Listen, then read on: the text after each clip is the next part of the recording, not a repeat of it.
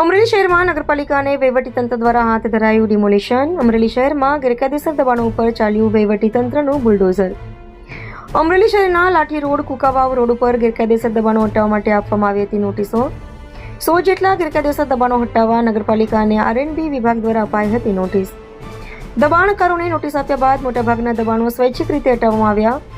RNB, revenue વિભાગ, PGVCL, નગરપાલિકા અને પોલીસ કર્મચારીઓ જોડાયા ડિમોલિશન કામગીરીમાં. ચુસ્ત પોલીસ બંદોબસ્ત વચ્ચે ડિમોલિશન કામગીરી હાથ ધરાઈ. અશોક મણવર, અમરેલી.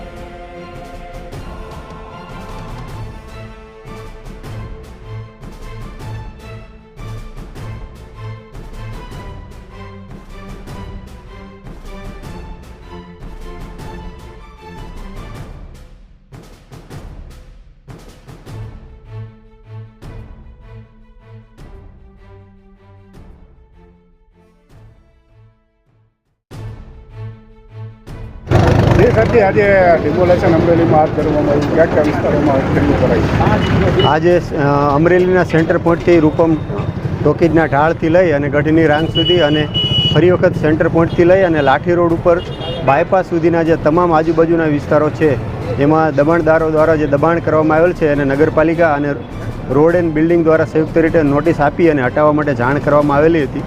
આજે લગભગ મોટાભાગના લોકોએ સ્વૈચ્છિક રીતે દબાણ હટાવી લીધું છે, છતાં પણ જે કોઈ બાકી રહી ગયા હોય એને આજે બંને વિભાગ દ્વારા સંયુક્ત રીતે પોલીસ અને વહીવટીતંત્ર લો એન્ડ ઓર્ડરની સાથે હટાવવાની કામગીરી ચાલી રહી છે.